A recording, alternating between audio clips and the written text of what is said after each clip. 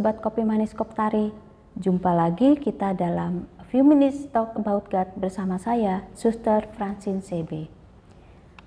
Sebelum masuk dalam bacaan, saya ingin teman-teman menebak kata apa yang paling sering dicari dalam hasil pencarian Google selama tahun 2022.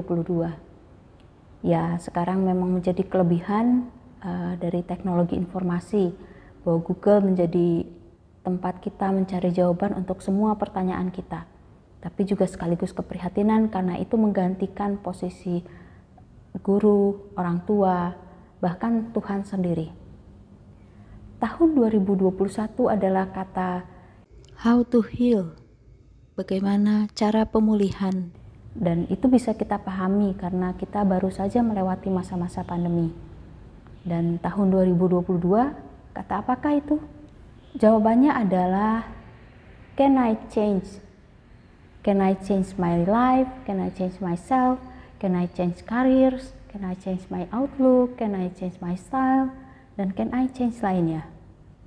Ini juga dapat dipahami karena setelah tahun pandemi ada keinginan dari kita untuk mengubah sesuatu menjadi situasi yang lebih baik lagi. Dan pertanyaannya, apakah kita dapat berubah? Bacaan Injil hari ini kiranya dapat membantu kita melakukan perubahan, khususnya dalam hidup rohani. Kisahnya dimulai dari kisah awal pewartaan Yesus yang mulai tampil di Galilea setelah penangkapan Yohanes Pembaptis dan memanggil murid-muridnya yang pertama. Yesus mulai melanjutkan pewartaan kerajaan Allah yang telah dimulai oleh Yohanes Pembaptis. Pewartaannya dan karyanya yang dimulai di Galilea merupakan penggenapan kitab Yesaya yang kita baca pada bacaan pertama, bahwa ia adalah cahaya itu sendiri yang akan menyinari kegelapan. Galilea adalah tempat di mana banyaknya pemberontak, bahkan orang-orang Yahudi yang tidak taat hukum. Yesus memulai karyanya di tempat yang menantang dengan kata sederhana. Teman-teman pasti juga sudah hafal. Ya, kata bertobatlah, kerajaan surga sudah dekat. Pewartaan kabar Injil dimulai dengan kata bertobatlah. Kata bertobatlah, seperti kita ketahui, berarti menyesal karena telah melakukan sesuatu yang buruk di masa yang lalu.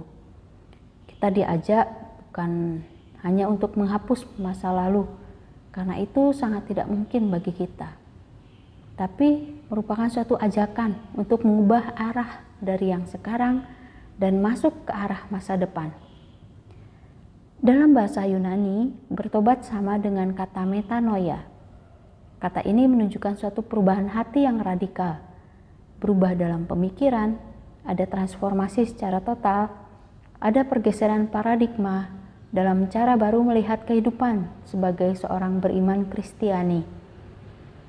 Perubahan secara radikal kita mulai dengan menjadikan kita bagian dari kerajaan Allah dan membiarkan diri kita berada di bawah kuasa Allah dalam kehidupan keseharian kita. Dengan perubahan seperti itu, kita akan mulai melihat dengan cara Tuhan melihat dan perilaku kita akan mulai berubah sesuai dengan apa yang menjadi kehendak Tuhan.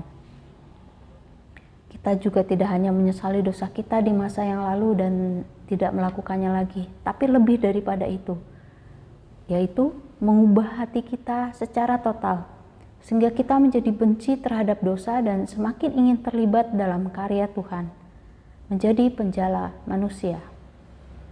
Karyanya yang seperti apa? Karyanya selalu konkret menjangkau sesama, membantu orang lain mengakhiri penderitaannya. Kelaparan, kemiskinan, pengangguran, kebencian, keserakahan, ambisi, dan kabar Injil yang Yesus beritakan adalah bahwa orang harus bertobat dan mengubah dirinya sendiri. Sehingga ini akan menjadi kabar yang baru tentang kerajaan Allah itu sendiri yang penuh harapan, penuh kedamaian, penuh kebenaran, dan penyelamatan. Misi Yesus adalah membangun kerajaan Allah di sini dan sekarang.